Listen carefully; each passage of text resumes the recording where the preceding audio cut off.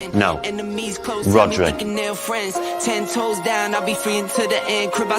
Is there anything that Lionel Messi is better than you at? It's opinions. I respect the opinions. Maybe in your opinion Messi is better than me, but in my mind I'm better than him. I do it again. Add it up, bankroll, euro, peso, add it up. I'm just doing me, everything is on me. Oh, you matter what? Add it up, bankroll, euro, peso, add it up. I'm just doing me, everything is on me. Oh, you matter what? Told her if it's all me, everything is on me. Gon' back it up. Matter what? Told you I'ma do me. Why you hating on me? It's not adding up. Do roll like a Mack truck, country heart. I might cop a farm and go act up. Like scars, I was cold hearted, now I'm back up. Keep it real, I do this once a month. I don't rap much. I just hit the money and go stack up. Only buy car cards and get tatted up. All that other bull, it don't matter much. You only climb me, I put the ladders up. No fault, I done doubled up on the workload. I think I fell in love with the bankroll. Pray up, get money, then we lay low. Add it up.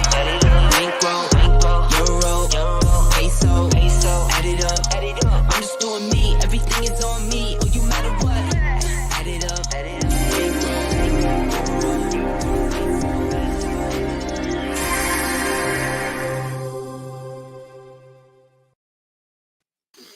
Yes, guys, I'm Si. Welcome to Ace Podcast Nation, the home of Rhodri Giggs on football, where we talk all things football for about 45 minutes to an hour. We get through as many stories as we can.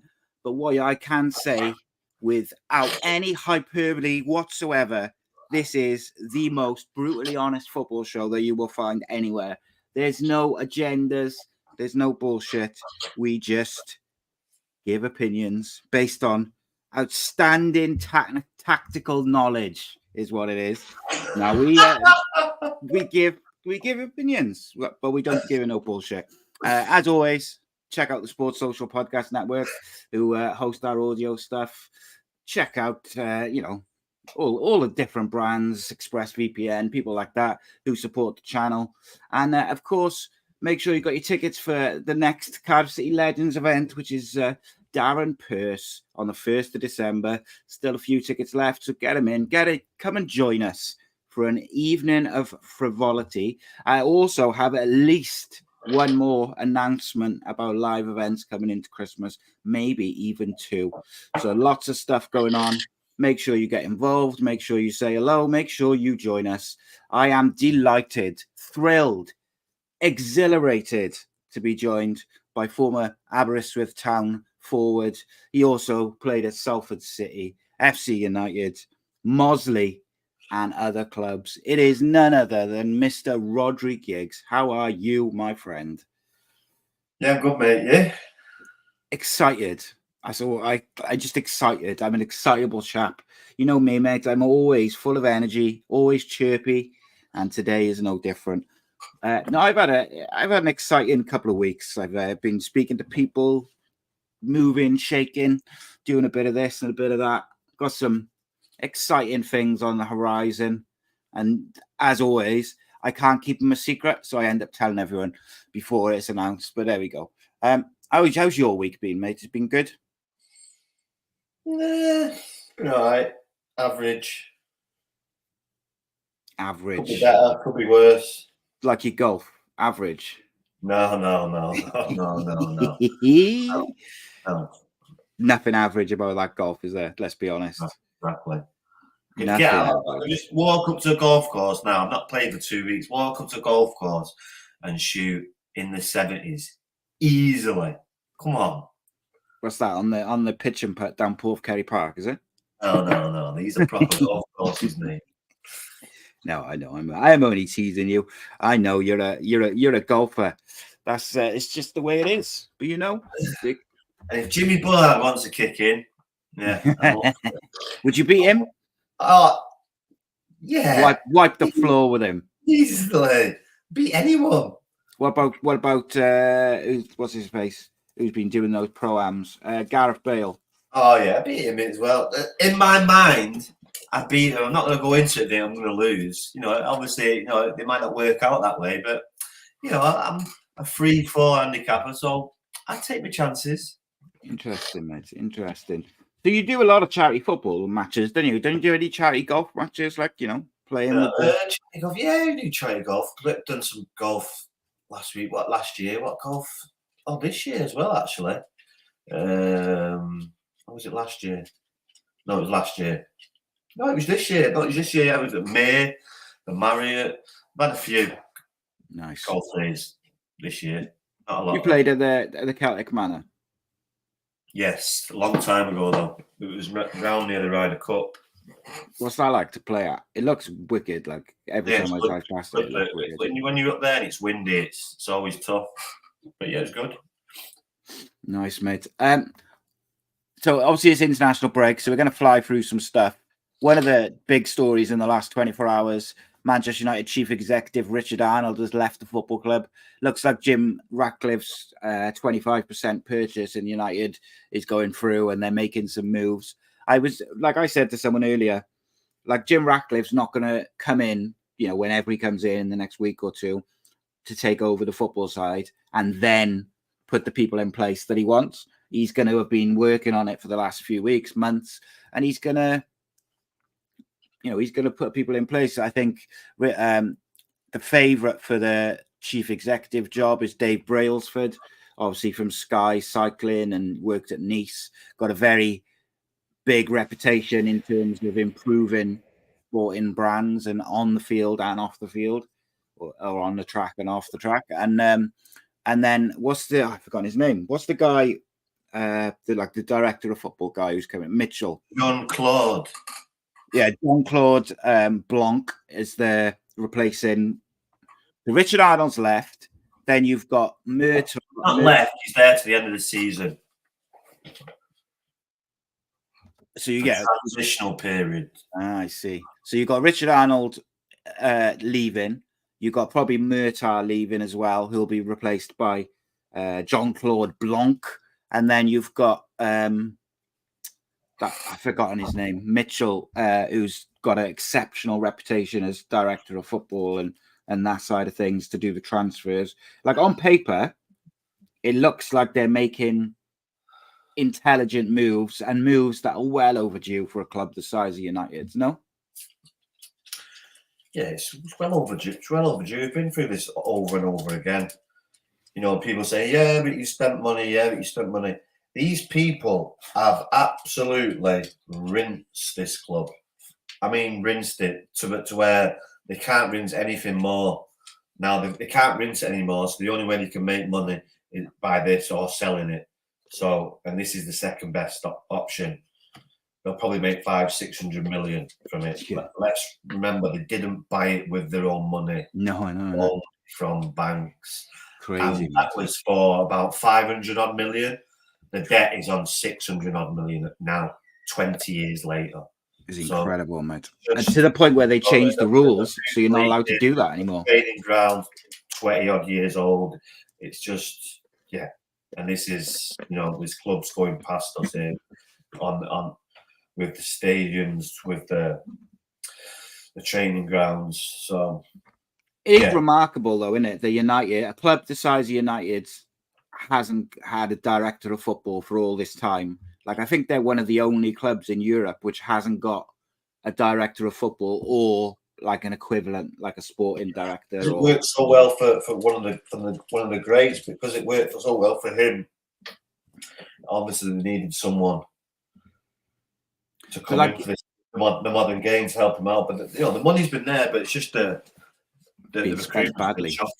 It's been shocking since he left. To be honest, when it started, when you sign a player like Fellaini, yeah, it was you're going down the wrong path. So, yeah. And I think that's a point which I made with Ten Hag the other week. Is yes, he's had players come in, but a lot of them weren't his first choice players. And you look at when they signed Fellaini, the Fabregas deal. Fabregas thought he was going to United, and then suddenly United ended up with Fellaini.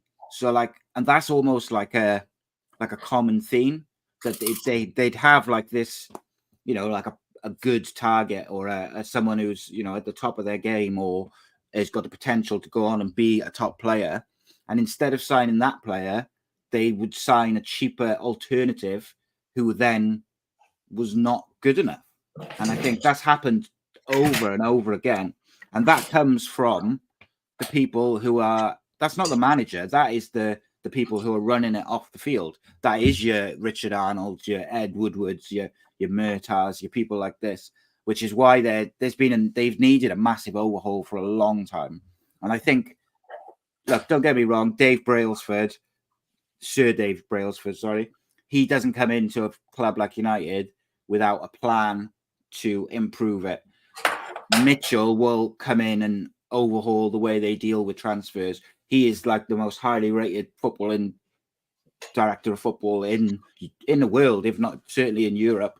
So, on paper, they look like good appointments. Whether that comes off and comes to fruition in actuality is probably another thing, because you never know with United. But it's certainly, I think, a step in the right direction.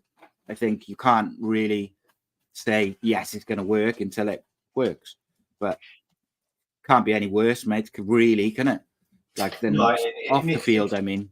It needs a shake. I mean, obviously, he's not coming in just to be an investor. He's coming in to take over the club eventually. So is it going to be a power struggle? We're going to see this. I don't know. It seems to be going the right way at the minute. But, is the manager going to want to change? Does he want to bring his new guy in after spending all this money than the players he wanted? So we'll have to wait and see. But I don't think they'll do anything this season with the manager. They'll see it out. But I think they'd be mad to get rid of the manager, mate. I honestly do. Because I think, you look at his record and everything, and even last season, you could see what there was a plan. And I just think if they stick with him and back him, I think he will, particularly if he's got the right people above him off the field, supporting him. I think he'll come. He's the first manager they've had since Fergie that I look at, and I think, he could be there long term and do a job if he gets the right support, etc.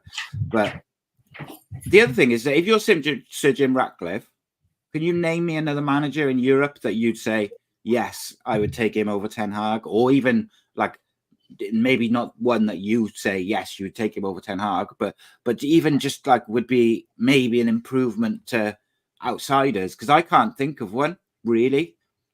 Maybe Zidane at a push, but I don't I don't think Zidane could come into the Premier League now and to Man United and do much better. He doesn't know the league. Yeah, he's a great manager, but he come into a Real Madrid side there full of stars. This is not full of stars. So, that'd be a wrong move. Yeah, the only person that probably could come in and do a better job is De Zerbi, but he's still not proven. He's only been. He's having a wobble, mate, already, isn't he? So you just be gambling where you've got a proven winner there. Yeah. So you just stick with him until the end of the year at least. Yeah, and I think like the thing which always frustrates me, as I'm not a United fan. I talk about United a lot because I speak to you about it. But like the thing which frustrates me is people will always go, "Oh, well, they've spent loads of money," but they have spent money.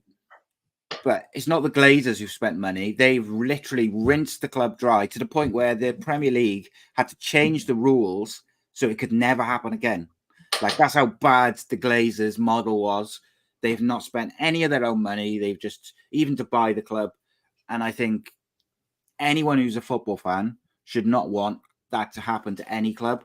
And I've just seen in the comments, Reese has said, I've seen a Southend fan who says, I think, he was talking about their club is close to going bust, financial issues, but he said all anyone cares about is United spending, even though they've blown hundreds of millions. And I can see why clubs who are struggling look at United from the outside and they just think, oh well, they've spent loads of money on players, but they also bring in a lot of money. United do, in terms of what if United weren't the brand and the size of a club that they are and had the success historically or historically that they've had, United would have gone bust by now under the Glazers. Their history and their brand worldwide is what's kept them afloat and enabled them to keep buying players.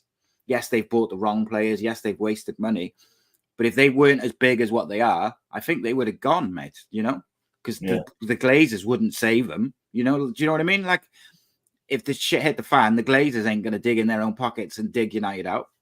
Hence why they're trying to get investment now. And look, I feel for any club, Southend, you know, Bury's and Scarboroughs of the world, who've gone bust or come close to getting bust over these years. It shouldn't happen to any football club, like professional football clubs. There's got to be better ways to protect from these owners, because not everyone has the I don't know, like the pillow that United had, where they were able to bring in money to keep themselves going.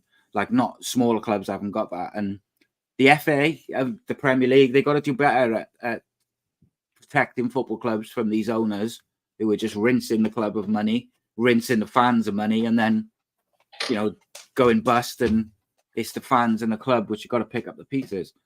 But I don't know what else you can do, though, to protect from it, you know, because they've got this fit and proper test. They've got these, like, you know, the ways that there's supposedly you can only be an owner if you pass these tests. But I mean, look at those owners who took over at Everton. They were awful for very, very, you know, quick. And then they kind of seemed to switch owners. And I don't know, it's a mess, mate. So on Everton, there was some posts and some reports this week that they're going to get deducted 12 points this season because of financial fair play regulations being broken, which is obviously, that would put them, I think it puts them on 2 points, which is obviously a problem. But I think there's enough of the season to go that they may stay up, although they flirted with relegation the last couple of seasons. If they're getting a 12-point deduction, mate, what on earth is going to happen to Manchester City? Or what should happen, should it be? Because I don't think it will happen. Chelsea. Yeah. Well, Chelsea's a weird one, isn't it? Because they... Well, no, it's not weird. They've been paying agents and not declaring it. Millions and millions of pounds. Yeah.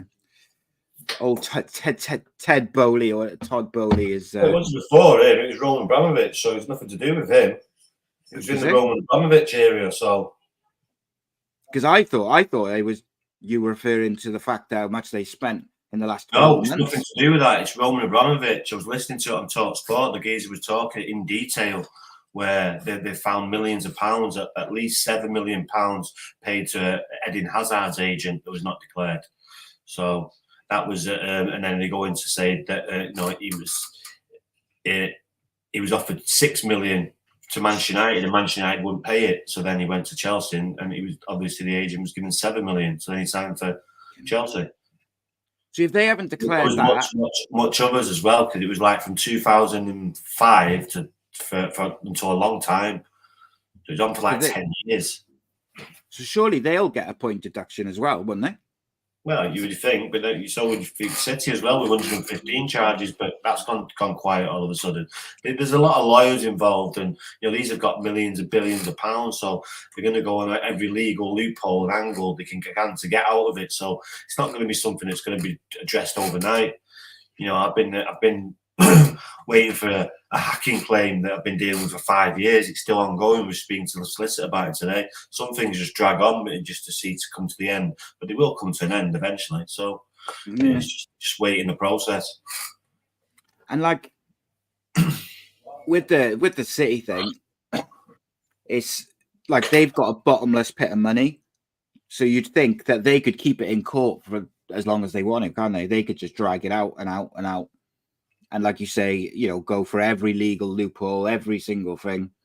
I just think if I'm Everton and I get a 12-point deduction whilst City's is still being investigated and still hasn't come to a close, I'm going to ask some questions at least through the solicitors. And maybe that's how it all comes to a head.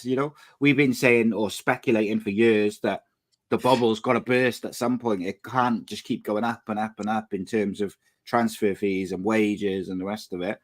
Do you think this is the beginning of it all kind of crumbling down in terms of the fees? I mean, so the wages and the fees will sort of slowly start coming down now to a bit more realistic levels, or do you think it just keeps going because of the Saudi league? No, just keep going. Because I guess while the Saudi League's still there, the Premier League clubs have got to keep paying the wages, haven't they? Yeah, just going to keep going. Jesus, just insane. So, and the sports rights up at the end of the year. Who's that going to go to? You got these big hitters now: Netflix, Amazon. These big hitters who want it. So watch this space. As Sky Sports going to have the dough to compete with these people.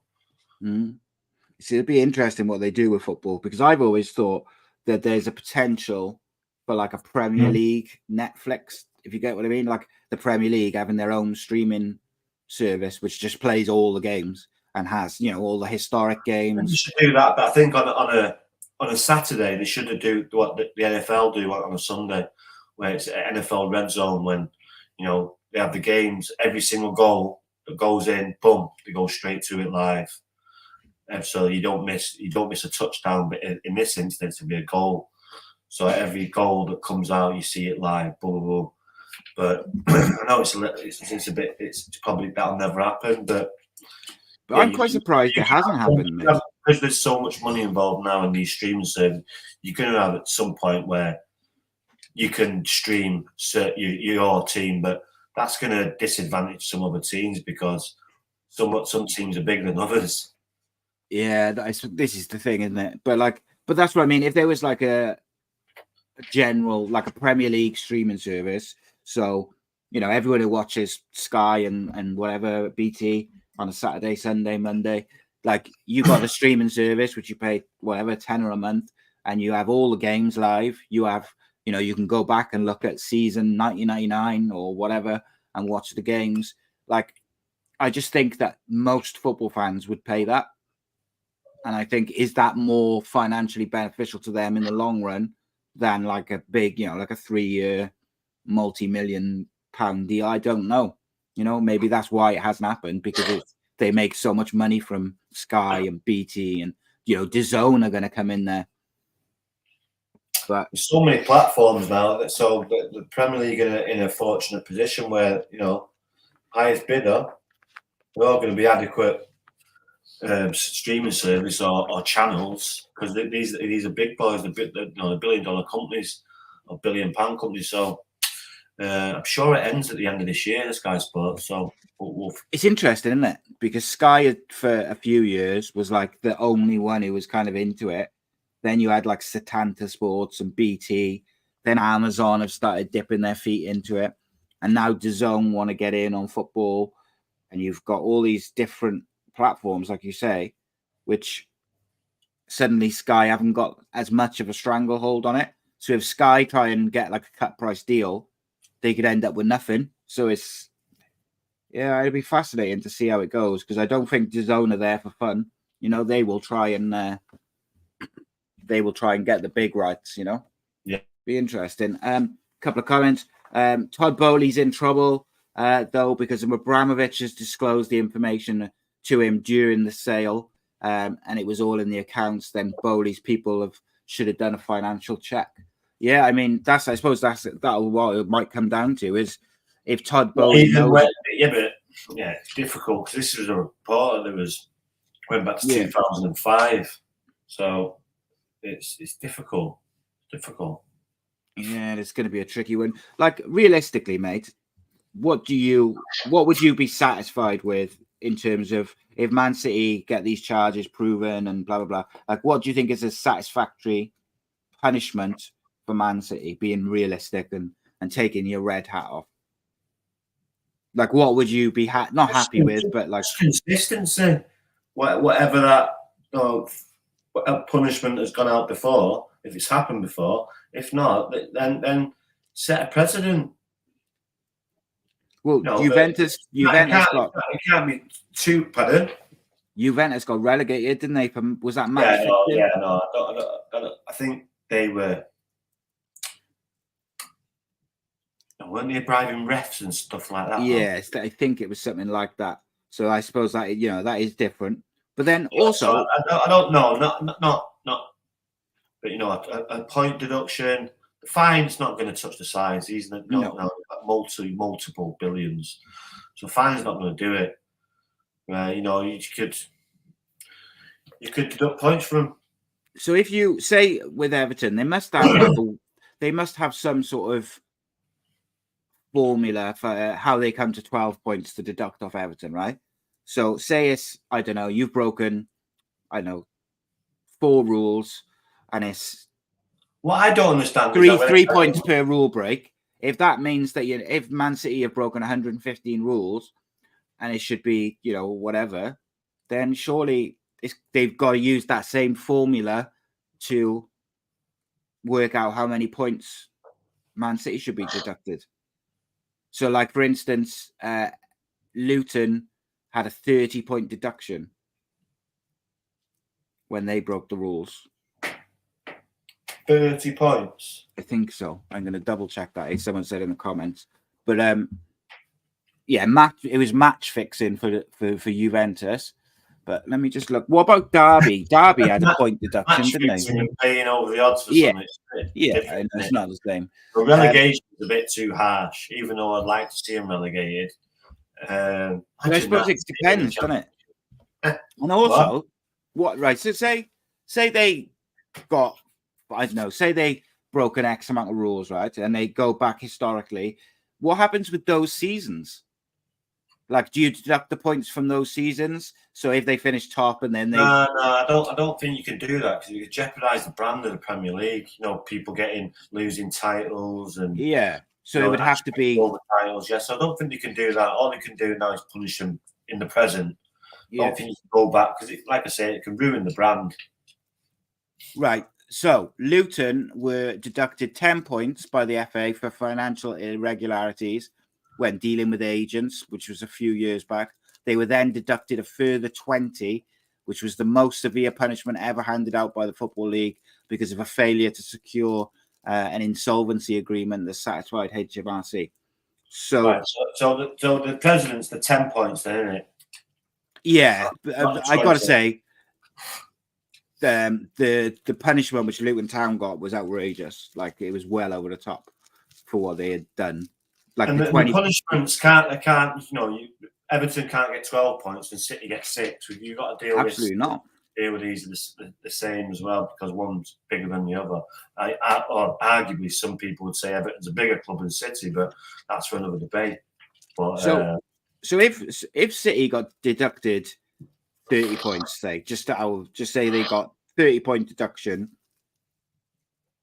that would only make them what, mid-table?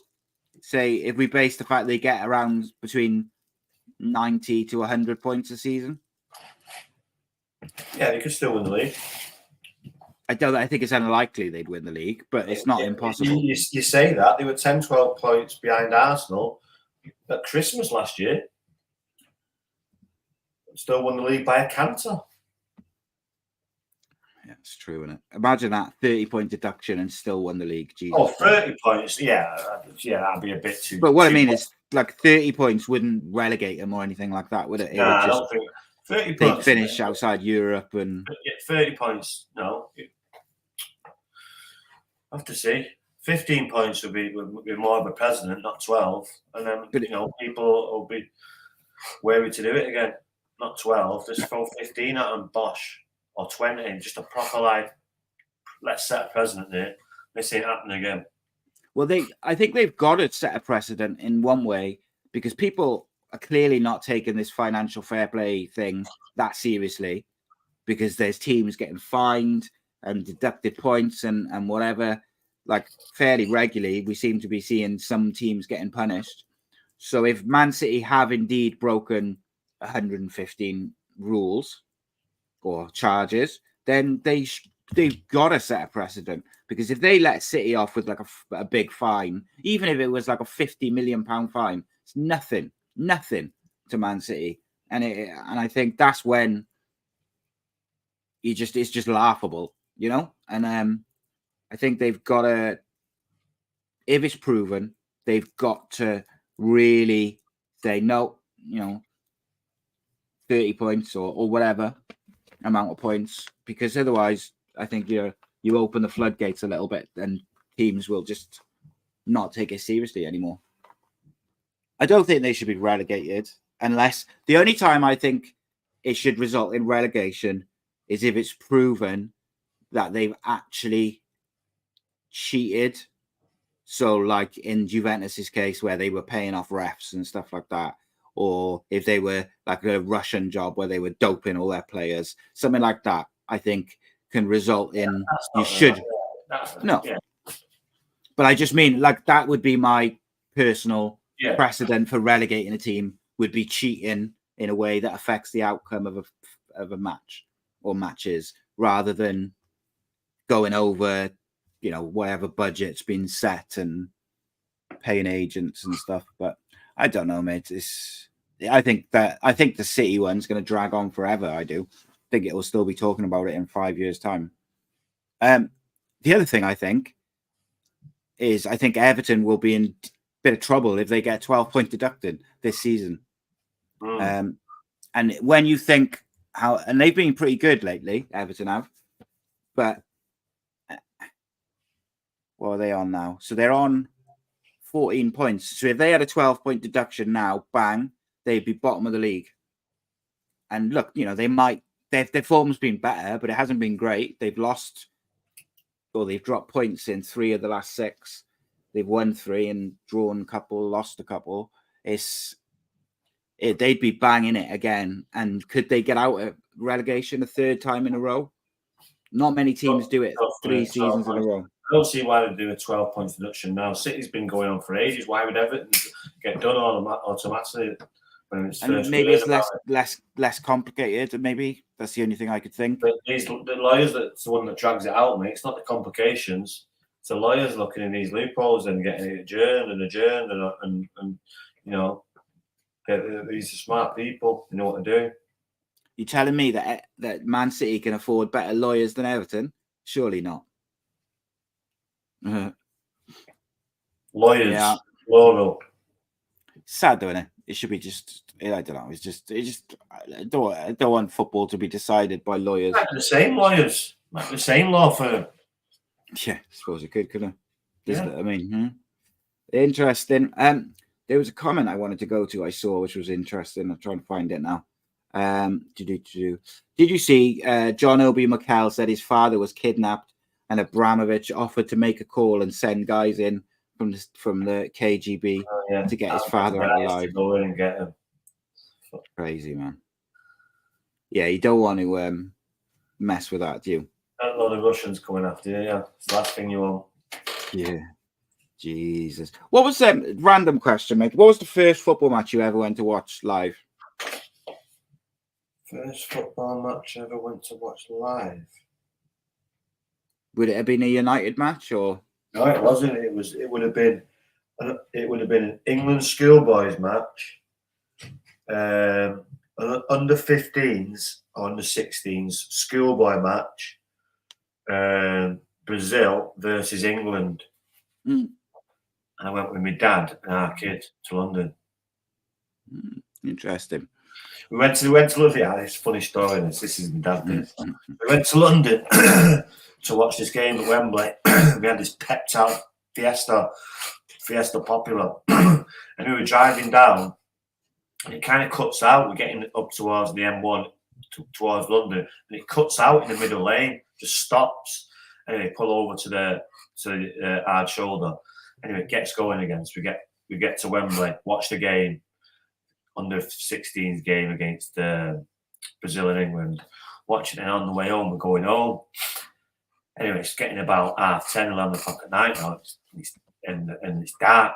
Coming down the M1, and the car starts chudding again, breaks. He comes off the slip road, and as we get to the top of the slip road, it breaks down. So we're like sat in the back of the car, and then this taxi driver pulls up, and my dad gets out speaking to him. So my dad says, "Oh, we're gonna follow this guy. This guy's gonna put us up for the night." So anyway, we ended up staying with this guy. This guy puts it in one of his houses. No one lived there. It was just a house, and we ended up staying. It's freezing. That's fire. Remember the old houses? You had fires in the bedroom. Yeah. But it was overlooking Kenilworth Road, Luton. Yeah. The house, we could actually see Luton's ground. From the bedroom, you could see it was overlooking the ground. Wow. And it gets up in the morning, and the guy takes us to a mate of his or whoever it was, his garage. So he takes it to the car, and it gets fixed. He says, "Go and take it for a test drive." So my dad goes around the block, gets in, takes it for a test drive, comes around the block, and comes up to us and just shouts us, "Quick, get in, get in, get in." So me and our kid jump in quick and says, "What was all that about?" As he drove off. He said, "Oh, I didn't want it to break down," and blah, blah, blah, blah, blah. So anyway, the story is he only had 12 quid, and the thing was about 25 quid to fix. Mm. So he was telling us to rush on because he was getting in and he didn't want to pay him, so he just got off without paying him. So I put him up overnight, sorted his car out, and he didn't pay him. He just got off because he only had 12. He said, "How am I going to get home? That was for petrol." I said, "Well, couldn't you have spoke to him and said, 'Listen, I haven't got the money,' but he said, 'Oh, send it to you or something." Yeah, but no, he told us that, but I got it out of him about 3 or 4 years ago. He didn't pay him, but he always told us, "Oh, I sent him money," and we was like, "Yeah, all right." But he didn't. He just got us in the car and he just drove off. Got out of there as quick as possible. So the guy put him up, saved him from sleeping in his car all night, took him to a house, at the bed, 2 kids on a motorway. Got him up, 2 kids, got him up in the morning, fixed his car for him, and he drove off without paying. So that was my dad, yeah. So I was funny enough. Back in the car, like, what's going on here? You did just remind me of something I was going to ask you. So obviously your brother played for England schoolboys, didn't he? Like up through the ages. But you and your brother count yourself as Welsh, didn't you? Yeah, because if you go into an English school, you play for English schoolboys. It doesn't matter if it's Scottish, Welsh, English. If you're going to an English school, hence English schoolboys. So you went to an English school. So it wasn't like the England, under 21, like under 18s or whatever. It was England, English schools. No. Yeah, English schoolboys. So yeah, from school. Yeah, it's different then, isn't it? If you went to an English school, you play for English schoolboys, even if you're Welsh, Scottish, Irish. So did he play for like the Welsh national team in terms of like through the different age groups, or did they only play schoolboy football then? You've got to understand that he's playing for United's first team at 17. So yeah, I suppose he was playing for Wales national team. Pretty much 18, wasn't it? 17, yeah, at 17. So I think he might have played an under 21 game. But because he scored a free kick on his debut, didn't he? An under 18 game or anything like that. I'm not sure though. He could have.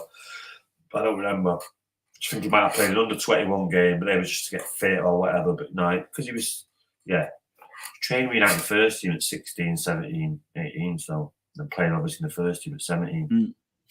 Because I know he made his debut for Wales, like the first team, when he was 18. Because he scored a free kick, didn't he, on his debut? Yeah. Did you watch? Were you there? Probably. I went to all the games early on, yeah. That must have been like quite, It was good because it was the old Downs Park as well.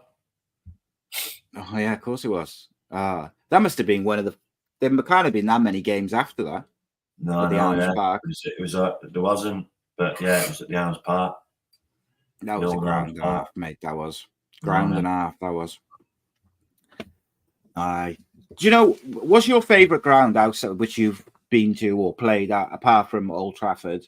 Like, what's your favourite ground, do you think? I've been to. Or played at, whatever. Like played at, played at Old Trafford. I played at Old Trafford. What about watching other than Old Trafford? Probably the San Siro. That's a or San Siro or New Camp. Santiago Bernabeu. Tell you what, the Deli Alpi was good at the old Juventus ground, but they were big, but no, for noise. Yeah, that Real Madrid and Inter Milan. I mean AC Milan. It was Inter Milan actually when I went. Yeah, because Ronaldo was playing. Fat Ronaldo, Baggio. There was a good team then, and obviously we beat them there at Inter Milan. But the noise, but the ground as you're walking up, 'cause it has these spirals in the corner. But surely they're knocking it down soon as well. Yeah, they're redoing it. They're it just looks like a massive spaceship as you're walking up at night because it has these spiral things in the corners, and it's just just impressive. Like, it's a great ground. But same with the Bernabeu. Remember, me and my mate sat outside waiting to go in. We just sat, there's like a little park, and we was just sat on the park bench looking up, thinking, can you believe we're here outside the Bernabeu? We was about 18, 19, I can't remember how old we were, only young. Me and like, can you believe we're here outside the Bernabeu? Because it just looked massive. Incredible, mate. There's some incredible grounds around, and they're like when you just. I've been to the European ones. But a lot of them getting like knocked down and that now, and they like, which is a shame. But yeah, New Camp was one you'll never forget. Because I've said this before, there was at least 100, 115, 120,000 people in that ground that night. Easily. Because there were so many fake tickets going about, so many. And there were so many people that were jibbing in. I mean, the jibbers of jibbers from Manchester were all there, and they all got in. There was loads, and trust me, there was a lot in Manchester, but there was a lot of fake tickets going about at them times. And because of the rush, they weren't scanning them properly. We just sit looking at them and going, go on, because they're so busy and they're so high up. It was so hot. So we're just going, just trying to get people in, yeah. But and of course, you didn't have things like QR codes and stuff like that. Now, like it was just a paper ticket, and it was a paper ticket. Yeah. What Reese just says. So just to confirm, he says if Wales play England, you're supporting Wales. I'm not English. I'm Welsh. We love it. He loves it. He loves it. But Reese knows I've got a tattoo on my arm saying "Come in." I'm there. That's image. Yeah, so did you ever don't have like any bulldogs or shit like that. I have one tattoo on my arm and it's a Welsh one. Do you reckon you'll end up having any more tattoos, mate? Yes, date of birth for my kids. It's in the pipeline. I probably have like a 2-pack one as well, but I don't know which one. Yeah, there's some quite cool 2-pack ones. 2-pack Shakur. So Scotland drew last night with Georgia 2-2, but apparently it all kicked off, and so I think Scotland equalised in like the last couple of minutes of injury time or something. But I saw my screen's frozen, which is handy. I saw that Scott McTominay labelled Georgia an absolute disgrace, but I can't. My screen's frozen, so I can't look at it. He scored again, he can't stop scoring, can he? Old Scotty. That's why he's starting for United at the moment. I think I'm convinced of it because I don't think he offers a great deal. No. In the build-up and things like that. I think he's literally just in there because he is just in a bit of form where he's just scoring goals. Sometimes you need that bit of luck, that bit of just that knack of scoring goals, isn't it? Yeah.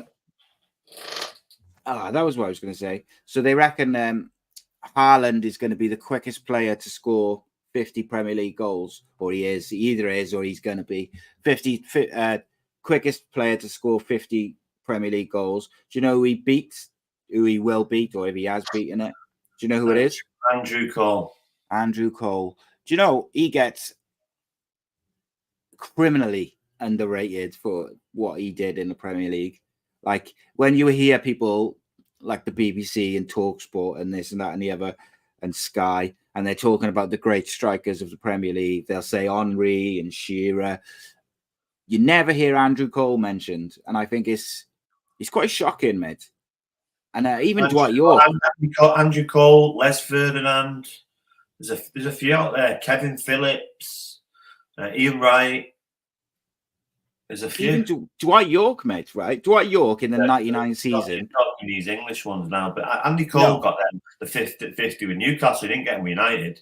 And Newcastle was set up for Andy Cole because Beardsley, just behind him, playing as a 10, was just feeding him for fun. And they scored a lot of goals the first season.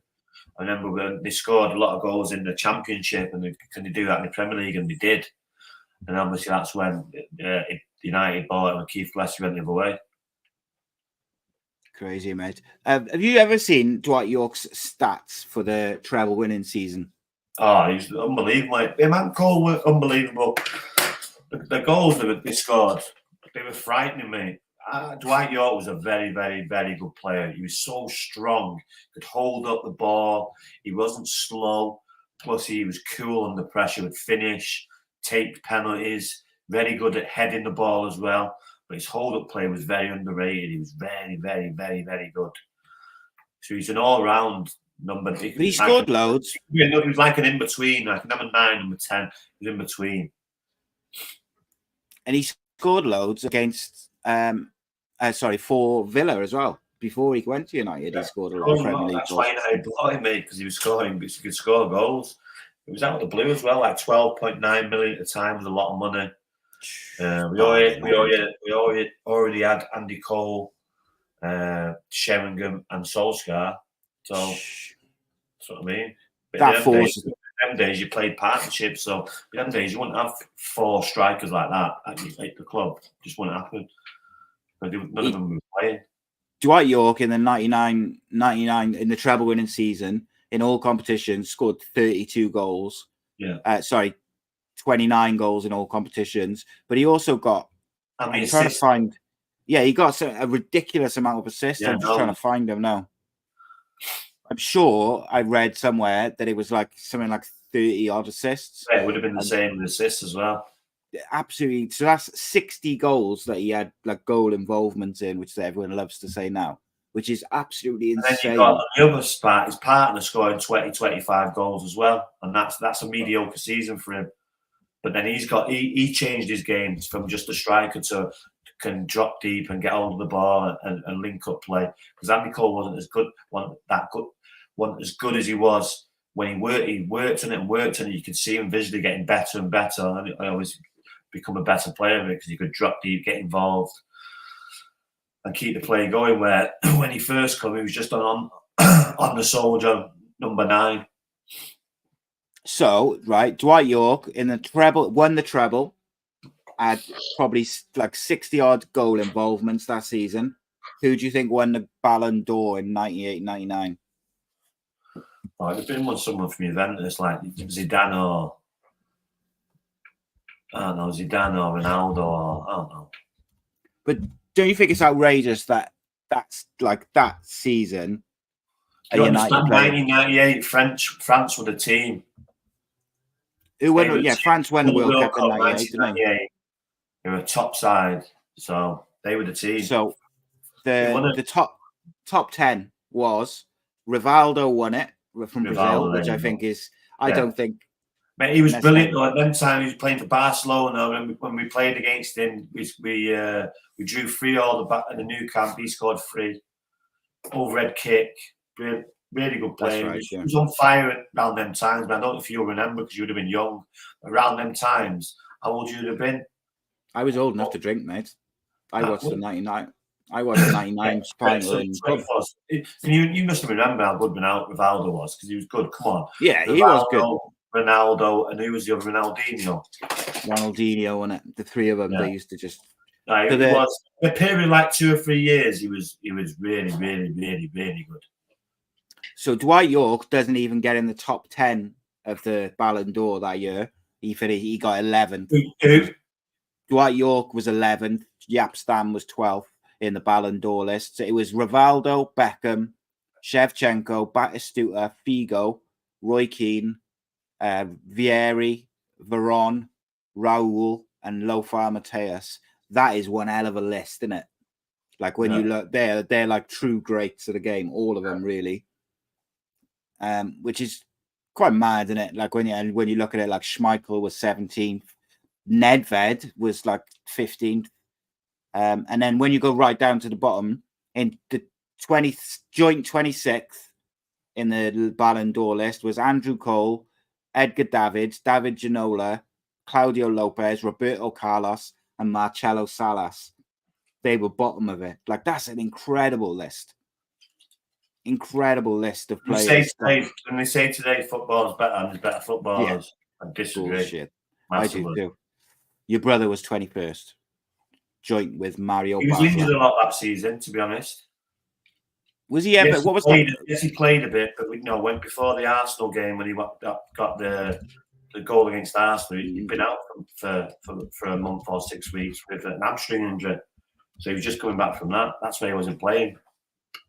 Where was the highest he ever finished on that list? Do you reckon? Do you know? Oh. He must have finished like in the top sort of 15 at some point. Must have. It was earlier on when all the Italian teams were after him. Mm. Like 90, 93, 94, 95, 96. Yeah, I'm just looking now. I can't see. It looks like he finished like 20th a couple of times. Doesn't look like, I might be wrong because I'm literally just having a quick look, but I can't see like a point where he was sort of in the top 10, which is kind of interesting because, he was high, like not just regarded in the Premier League, he was regarded highly by everywhere, wasn't he? Like you say, all the Italian clubs were after him. Was he ever close to leaving United at any point? No. Not even like a conversation or nothing. There was nothing remotely close. Maybe. I can't remember when it would have been, but if he would have gone, he would have been involved probably the best team that we've ever seen, because there were talks, if things broke down, he would have got Barcelona. This is mad. Can you imagine? But he never got to that. I think he was back into a certain stage because he was holding out. I said, well, what are you going to do if Barcelona? But it was like, yeah, but no. He'd never come that close, no. But he would have been in Barcelona. It would have been with that team because he obviously been retired. So when? 2013, 14? Yeah. I always like 2005. I don't know when it would have been, but he would have been in Barcelona if he would have been there for like in that climate, the way they play football. It'd have been suited for him. Yeah, he'd have been in that prime Barcelona team, wouldn't he? Oh yeah. I do find it interesting, like a couple of people saying in the comments there, like football was better when we were younger. I agree with that. Like I really do. And like VAR is ruining it for me at the moment. I got to say, like, listen, the fitness is better, the pitches are better, but is the football better? Yes, probably the football's better, but that's because it's played a different way. Now it was more 4-4-2. It was set for defensively. You had to break it down, but then again you'd have two up front. But it was now it's a bit more attacking. You see more goals. This is why some of these United players wouldn't have played where they would have played like Aki wouldn't have been a winger. He'd have been like a striker come forward. David Beckham would have been a winger. He'd have been in the midfield free because of his passing ability. So a lot of players would have had different. They'd have played different roles, wouldn't they? You couldn't have had. You wouldn't have bought Dwight York. You wouldn't have bought Teddy Sheringham. You wouldn't have bought Berbatov. You wouldn't have bought any of these players. It's weird, isn't it? Like even like a Roy Keane probably would have been like a holding midfielder, maybe. There's all these different because of the way football's played now. He could have played in the three, wouldn't he? It was a box to box, so it only later on in his career that he slowed down a bit. But like what I mean is like because of the way football's played now, and you have the pivot and stuff, whether you have the two. I disagree, mate, because Roy Keane was in the box, score goals when he first come. Yeah, he was my favourite player when I was dynamic. It was always he was a box to box, but he was a goal scoring midfielder when he come to us.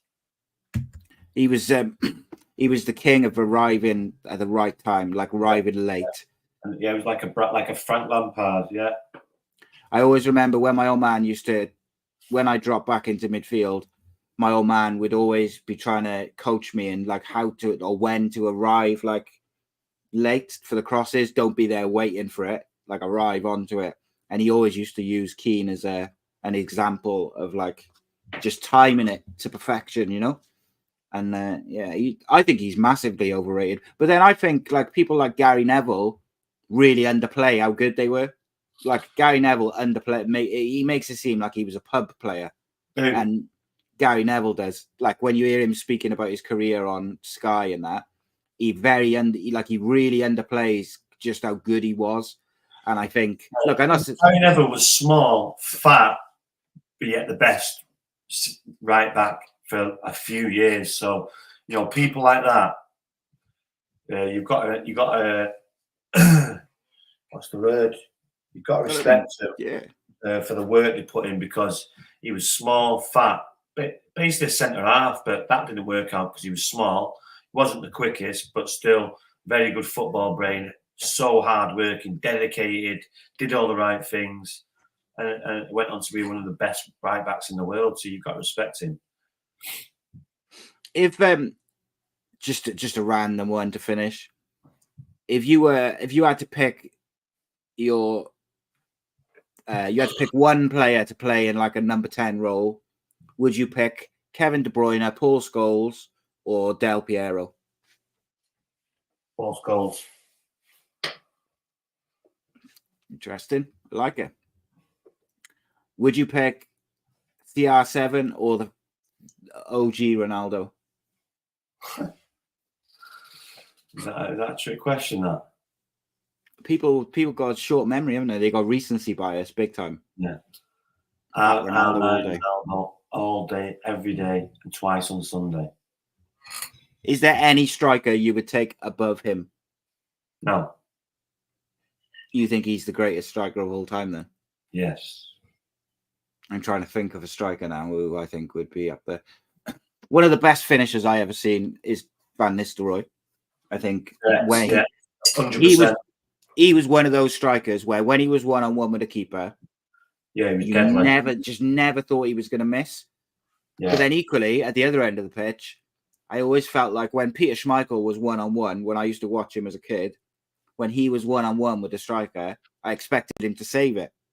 Yeah. So, like, there's these great players, and this is why I look back, and maybe it's because I was young and I was a kid and like younger, but I look back on that like time of football. It was so enjoyable. The players were just incredible. And like when I used to watch the Champions League on like a Tuesday or a Wednesday on ITV, like it was like a big deal, to watch like Juventus or Barcelona or Real Madrid, like, and they had all these like world superstars, but it was like a treat and it was like incredible. And I just think the Champions League has been watered down so much now. I understand why, and I in some ways I agree with it, because I like, you should have the champions of Denmark and the champions of this and that. But also when it was literally just the champions of each league, the level was so good. The players in all the teams were just incredible. And I think that's been lost a little bit over the years. Yeah, no, totally agree. Totally enjoyed the football and watching the games much better, but it was a lot more physical back in them days. No, it's a bit softer now these days, but yeah. Last question, and then we'll finish. Did you prefer it when it was the Champions League or the European Cup, which was literally the champions of each league, and then you had the UEFA Cup and the Cup Winners' Cup for the teams which didn't, second, third, fourth, whatever? Or do you prefer it now where you have like top four, so there's 4 teams vying for the Champions League places, and then you've got the Europa League and the Euro? Yeah, it does make. Yeah, I do prefer this Champions League. It's been going a long time now, so it's it works. So obviously the best team. You do sometimes get the odd like Porto, but it's very, very rare. Usually the best team in Europe wins the cup. Yeah, for sure, mate. So we got big UFC on the weekend, mate. What did you make of Tom Aspinall's performance? Yeah, very good. Very good. Very, very quick, clean, and moves on to obviously not going to fight John Jones yet because he's just had surgery on a shoulder or something. So, yeah, big win. Just like 10 miles down the road, Wigan, 5 miles down the road. So, yeah, great win. And, you know, he's on for special things. He's only young. So, yeah, he's a young lad, isn't he? And I think I'd be really gutted if he doesn't end up fighting John Jones, you know, because John Jones is at the end of his career and he's got this injury and he's just, for whatever reason, doesn't always seem to be fighting regularly.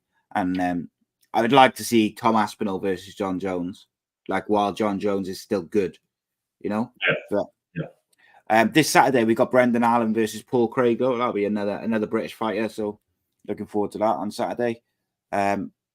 We'll see how that goes. Mate, as always, it's a pleasure. Oh, Reece just said that next year the Champions League has no longer got the group stage and it's just one big table. And he said it looks disgusting. I haven't read about that, so I couldn't comment. I hope that's not the case because that'll be minging. Well, you just play whoever. Yeah, so it'll be like one, instead of having all the different groups, it'll be like one table and then top 10. Top 10 or top 6. Yeah, or who do you determine who you play, though? Just play whoever. I suppose you play everyone once or twice and then. Everyone once? How many people in the Champions League? Well, this is what I don't get.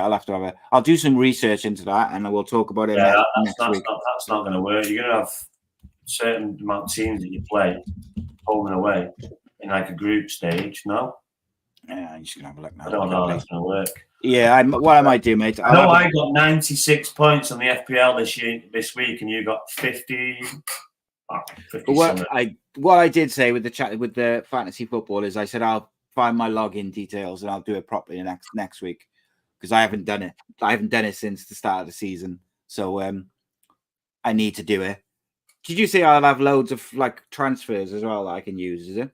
Yeah. Right. So I may sort my fantasy league team out. I won the prediction thing because obviously, but I think you've just given up on that now, haven't you? No. What you doing about? Beat smashed you last week by 9 points. No, only like 2 points behind you. What are you on about? I won by 2 points on Saturday. Oh, right. Okay, you're 4 points in front of me. Great. Well done. 4 points is enough. Not 40 points. 4 points is like enough. 60, 70 points after just like a month. Yeah, but I could make that up quite easily. Make that up easy, innit? What? Make that up easy in the fantasy league. Just need to sort. I just need to log in and do it properly. Yeah, all right, great. Yeah, just excuses, whatever. Don't do excuses, me. Right, nice one, mate. As always, a pleasure. I bet. See you later.